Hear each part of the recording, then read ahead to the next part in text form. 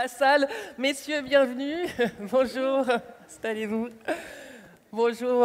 Alors évidemment, l'accès à l'énergie pour tous, ça faisait sens de commencer cette matinée au Positive Economy Forum par cet enjeu, parce que voilà, pas d'énergie, pas d'électricité, pas d'ordinateur, d'hôpitaux, d'infrastructures. Donc juste un chiffre pour se faire une première idée de l'équation. Si l'on prend l'exemple de l'Afrique, un continent d'1,2 milliard d'habitants, aujourd'hui les 2/3 de la population n'ont pas accès à l'énergie, donc à la lumière, ce qui représente 650 millions de personnes qui, du coup, ont un accès compliqué à l'éducation, à la santé, au marché du travail, aux services, bref, à tous les secteurs de la vie qui nécessitent de l'électricité. Alors, dans ce vaste défi, quel rôle peut jouer la Fondation Positive Planète? Quel rôle peut jouer une grande entreprise, un grand groupe comme Engie? Je vais commencer avec vous, Jacques Attali. On sent bien quand même en Afrique, si je reprends cet exemple de l'Afrique, qu'avec... on sent qu'on est à un tournant, à un bond un petit peu à la manière du saut technologique en matière de télécom qu'a fait l'Afrique il y a une dizaine d'années. Là, ça y est, c'est le temps de l'électricité, de l'énergie. Oui, et je suis très heureux d'en débattre avec Gérard parce que ça fait de longues années qu'on en parle et qu'on agit ensemble, parce qu'il y a une contradiction d'objectifs entre l'objectif de la lutte pour l'amélioration du climat et l'objectif de la lutte contre la pauvreté, puisque lutter contre la détérioration du climat pourrait entraîner le fait de donner le moins possible d'énergie à personne. Et plus les pauvres sont privés d'énergie, moins il y a de risques climatiques, évidemment. Donc c'est absurde. Et donc il faut à tout prix réconcilier lutte contre la pauvreté et enjeux climatiques, donc créer les conditions de leur donner l'accès à tous à l'énergie d'une façon qui ne soit pas nocive au climat. Positive Planète, grâce à Engie, travaille depuis longtemps, puisqu'on a commencé des programmes là-dessus en Chine il y a de longues années, et on a continué à développer cela. Mais c'est en effet un enjeu absolument majeur, parce que Angus Deaton, hier, comme nous débattions ensemble, disait que la pauvreté continue à disparaître partout dans le monde, que tout va bien d'une certaine façon excessivement optimiste, à mon avis, parce qu'en réalité, la pauvreté est là, et la pauvreté, elle se voit dans la privation de l'eau, la privation de l'énergie, et en particulier en Afrique, qui est vraiment dans une situation tragique. Et en effet, comme vous venez de le dire très justement, Elisabeth, les technologies sont en train de changer, et de ce point de vue, on est peut-être à un tournant où c'est possible assez rapidement de créer les conditions d'un accès généralisé à l'énergie sans qu'il soit nocif au climat. Alors justement, un tournant, Engie évidemment l'a anticipé, je suppose. Alors si je reprends l'exemple de l'Afrique, c'est toujours bien de pouvoir partir du concret. Jusqu'à présent, jusqu'à il y a peu, vous étiez présent, vous me couperez si je me trompe, plutôt en Afrique du Sud, au Maghreb. Et là, vous avez créé en 2016 une business unit dédiée à l'Afrique spécifiquement. Oui, vous avez raison. Merci Jacques de m'avoir invité ce matin à échanger avec vous. L'accès à l'énergie est depuis longtemps pour Suez puis Engie une préoccupation. Il y a 20 ans, nous militions pour l'accès à l'eau, avec la Lyonnaise des eaux, et l'accès à l'énergie. Mais on savait que les technologies de l'époque nécessitait des dizaines, voire des centaines de milliards de dollars pour assurer l'accès à l'énergie et à l'eau. Aujourd'hui, il y a 1,2 milliard de personnes dans le monde qui n'ont pas accès à l'énergie. Dans l'eau, les coûts sont restés les mêmes. Parce que la technologie n'a pas beaucoup évolué. Dans l'énergie, les choses ont beaucoup changé. Les nouvelles technologies, notamment le photovoltaïque, puis les technologies de stockage de l'électricité, ont changé radicalement le mode de production d'énergie et de distribution de l'énergie et ont abaissé les coûts de façon fantastique. Et dans le cas de la COP 21, nous avons essayé de préconiser, moi j'avais été chargé du business dialogue, c'est-à-dire pour préparer la COP 21, c'est l'association des entreprises, donc pas seulement Engie, mais il y avait 40 entreprises et 40 ministres de 40 pays, et le gouvernement avait demandé d'animer cette réunion pour faire des recommandations. Alors on a fait des recommandations sur le climat, bien sûr, Mais j'ai essayé de pousser deux idées. Une qui est bien passée, c'est le prix du carbone. L'autre, qui n'a pas encore été intégrée, associée à la lutte contre le réchauffement climatique, c'est l'accès à l'énergie pour tous. Parce que je veux quand même vous donner un chiffre que j'ai partagé avec Jacques, mais qui, à mes yeux, est frappant. Aujourd'hui, on peut fabriquer, et d'ailleurs, nous y travaillons là pour le coup chez Engie avec des entrepreneurs sociaux, pour moins de $100, entre 50 et $100, l'équipement avec un panneau photovoltaïque, une batterie, deux prises pour la lampe et une prise pour le portable, qui change la vie des gens. Vous l'avez dit, l'énergie, c'est l'éclairage la nuit, c'est la possibilité pour les enfants de faire leurs devoirs et de lire, c'est l'accès à la culture, l'accès à la communication. $100, il y a, mettons, 500 millions de familles qui n'ont pas accès à l'énergie, ce qui fait 50 milliards de dollars. Sur 5 ans, 10 milliards de dollars par an. C'est-à-dire 10% de ce que les pays du Nord se sont engagés à transférer aux pays du Sud au titre du climat. 10% seulement. Et donc, si on intègre cet objectif d'accès à l'énergie pour tous dans les objectifs du climat, et c'est pas du tout absurde, c'est même extrêmement logique, puisque là, pour le coup, on réconcilie l'objectif de lutte contre la pauvreté, d'éradication de la pauvreté, et en même temps, la lutte pour le climat, puisque le photovoltaïque n'émet pas de CO2. Et donc, on peut étendre l'accès à l'énergie pour tous sans émettre du tout de CO2 supplémentaire, et pour un coût qui est aujourd'hui acceptable.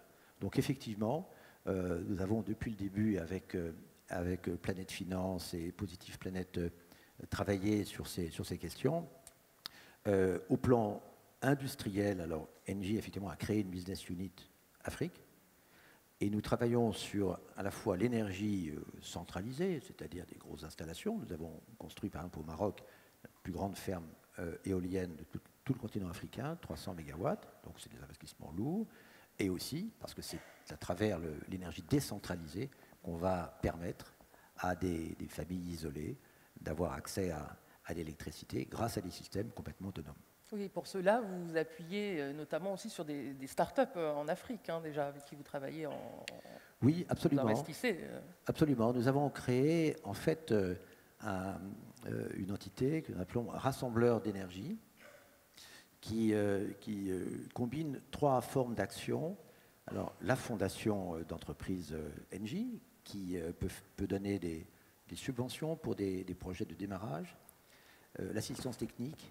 Nous avons, c'est une grande force chez Engie, ce que j'appelle notre petite armée pacifique de volontaires, près de 2000, qui travaillent dans nos ONG internes et qui passent leurs vacances, leur week-end à travailler pour des projets humanitaires. Et puis nous avons un fonds, qui est un fonds solidaire, dans lequel nous avons mis de l'argent en tant que Engie, mais 10 000 de nos salariés ont mis aussi de l'argent. Et ce fonds intervient alors là en capital et en prêt pour essentiellement des entrepreneurs sociaux qui travaillent sur l'accès à l'énergie pour tous. Et donc nous avons pris 18 participations dans des entreprises sociales qui travaillent en Tanzanie, en Ouganda, Bangladesh, mais beaucoup en Afrique. Oui. C'est un exemple très intéressant de ce concept qu'on essaie de développer ici d'altruisme intéressé, c'est-à-dire d'altruisme mais qui rapporte.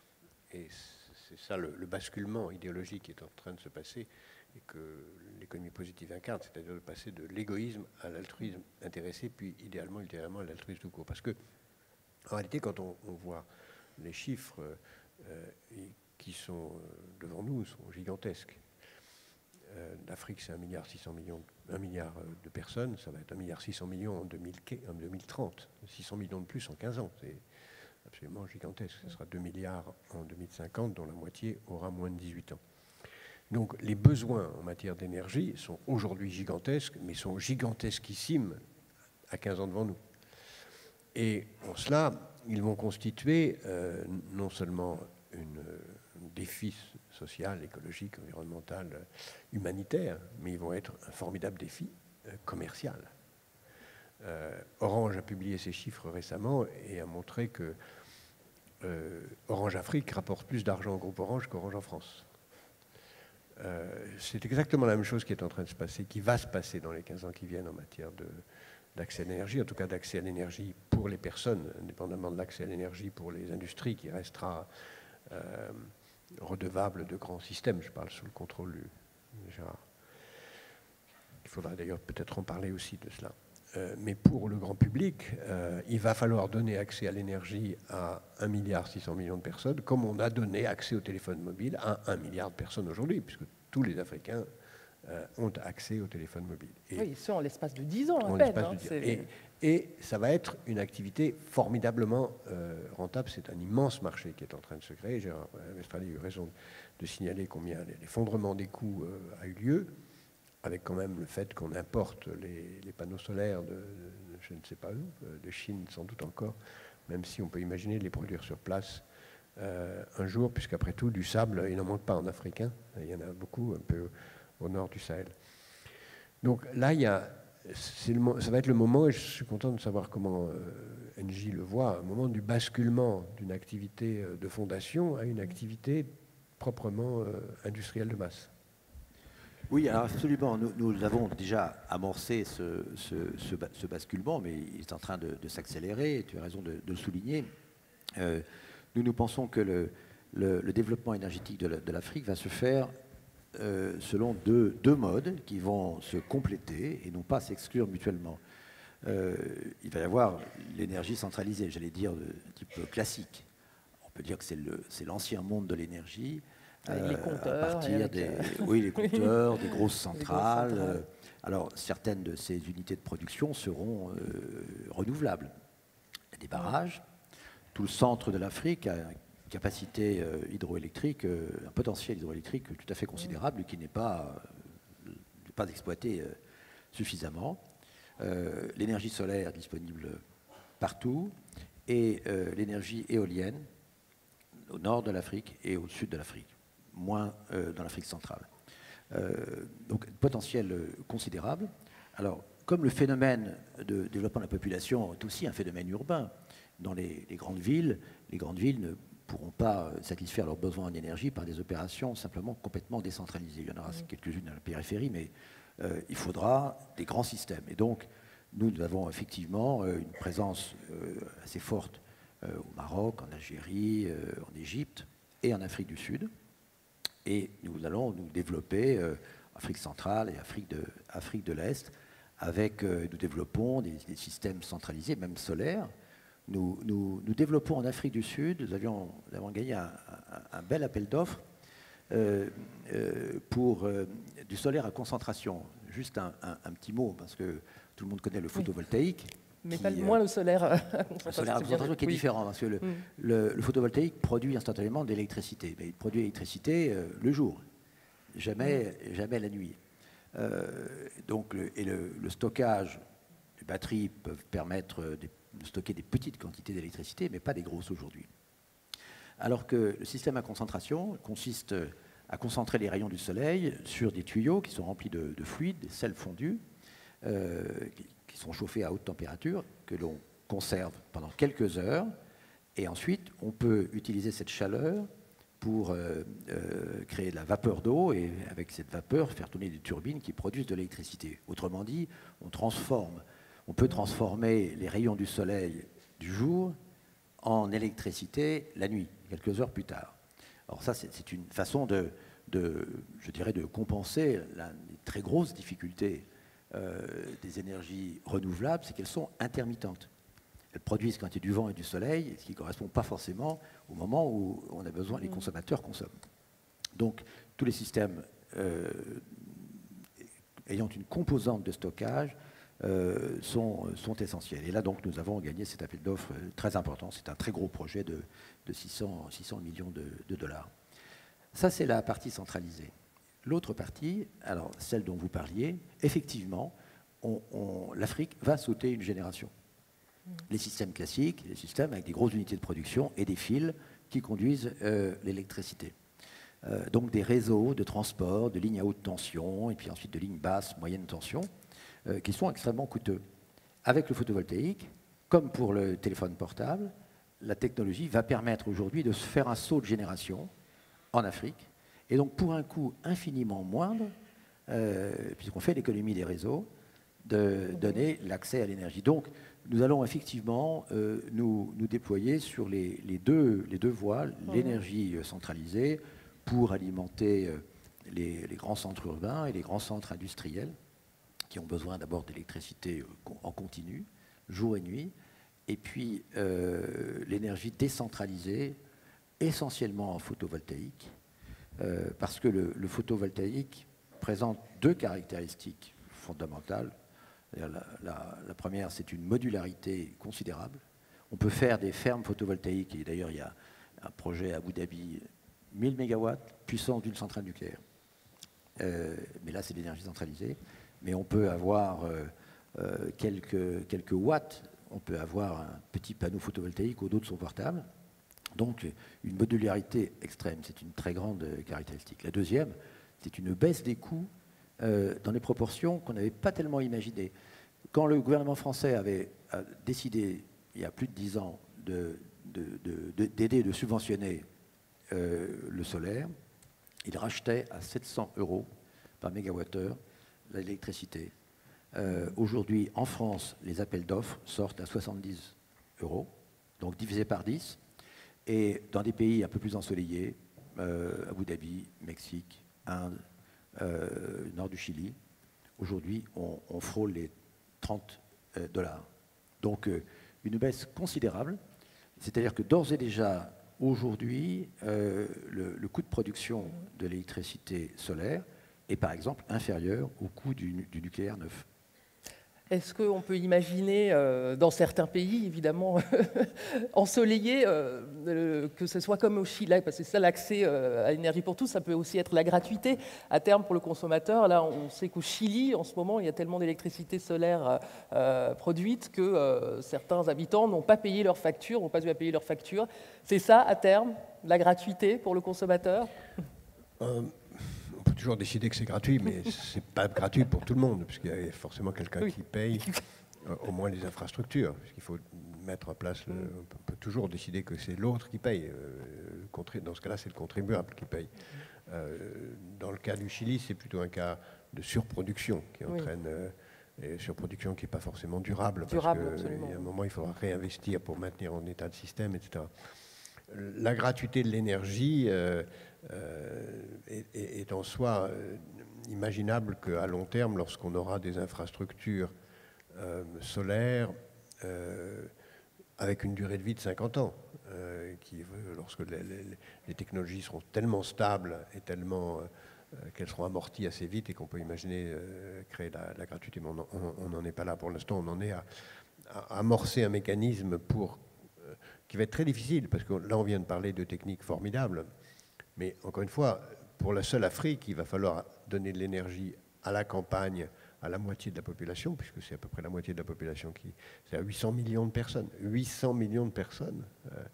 Et en ville, c'est aussi 800 millions, et dont certains sont redevables de l'énergie solaire, parce que dans ce qu'on appelle les bidonvilles, mais qui sont en fait des banlieues plus ou moins organisées, le solaire est possible. Mais ailleurs, il ne l'est pas, sauf à imaginer dans les grandes villes africaines. Et après tout, pourquoi pas les immeubles à énergie positive qu'on commence à voir surgir. Il y a des immeubles à énergie positive en Chine, il y a des immeubles à énergie positive qui commencent à apparaître. Je suis convaincu que des villes comme Dakar ou comme Abidjan ou comme le Cap voudront aussi avoir des immeubles à énergie positive. Donc il y aura tous des extrêmes. Mais l'enjeu est d'abord un enjeu de masse. Et ça suppose une économie qui reste encore une économie de marché. Oui, l'énergie gratuite, c'est pas pour demain. Le coût de l'énergie. Rêvons un peu. Non, mais même pas pour après-demain. Ce qui est gratuit, ce sont les rayons du soleil. C'est le vent, c'est l'eau pour les barrages hydroélectriques. Mais ça n'est pas encore de l'électricité. Pour transformer ces énergies, elles, gratuites, énergie de base, en électricité, il faut effectivement des équipements de transformation. Vous construisez un barrage, ça coûte très cher à construire, mais c'est vrai qu'une fois qu'il est construit, l'eau coule toute seule. Mais le barrage, il faut quand même l'amortir d'abord et puis un peu l'entretenir. C'est un peu vrai aussi pour les panneaux photovoltaïques. Leur durée de vie aujourd'hui dépasse pas 15 à 20 ans. Et puis il peut y avoir des phénomènes d'usure et d'affaiblissement des rendements. Mais Jacques a évoqué au fond aussi l'efficacité énergétique. J'aurais dû le mentionner parce que c'est aussi dans notre projet industriel chez Engie, nous considérons que notre rôle, qui a longtemps été un rôle de fournisseur d'énergie, c'est-à-dire d'une commodité, le mètre cube de gaz ou le kilowattheure électrique. Et parfois d'ailleurs avec un monopole, le monopole du gaz en France et de l'électricité en Belgique. Bon, maintenant on est dans 70 pays. Mais ce rôle change complètement. Précisément parce que d'abord la commodité est disponible, bon marché, et en grande quantité, de plus en plus. C'est vrai pour le gaz et c'est vrai pour l'électricité. Et notre rôle devient de plus en plus un rôle de partenaire pour accompagner nos clients dans cette transition énergétique. Alors les clients, ça peut être les particuliers, ça peut être les entreprises, ça peut être les collectivités territoriales, les grands ensembles urbains, les grands ensembles de bureaux, qui est une de nos spécialités. Aujourd'hui, Engie, c'est 150 000 salariés. Nous sommes 50 000 pour faire ce que les gens connaissent de notre activité, c'est-à-dire produire de l'électricité. Nous sommes le 3e producteur mondial, et du gaz, vendre du gaz. Nous sommes le premier acteur européen dans le domaine du gaz. Mais ça représente 1/3 de nos effectifs.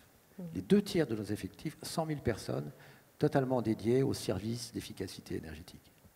Ce pourcentage est amené à augmenter. Ah oui, ça augmente. Oui. Ça augmente. Et ce que nous proposons aujourd'hui à nos clients, c'est certes encore une fourniture d'énergie, mais de plus en plus les clients veulent la gérer eux-mêmes, cette énergie, et parfois même la produire eux-mêmes.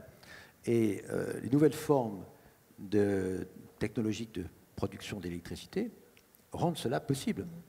Je faisais allusion tout à l'heure à un petit panneau photovoltaïque que vous pouvez avoir sur votre portable. Demain, vous l'aurez sur votre voiture. Bien entendu, sur les toits, c'est déjà très répandu. Voilà. Dans ces cas-là, vous produisez votre électricité vous-même, pour vous-même. Et donc, le rôle des fournisseurs change. Le jour où, d'ailleurs, l'électricité sera gratuite, pour les producteurs d'électricité, ils auront du souci à se faire.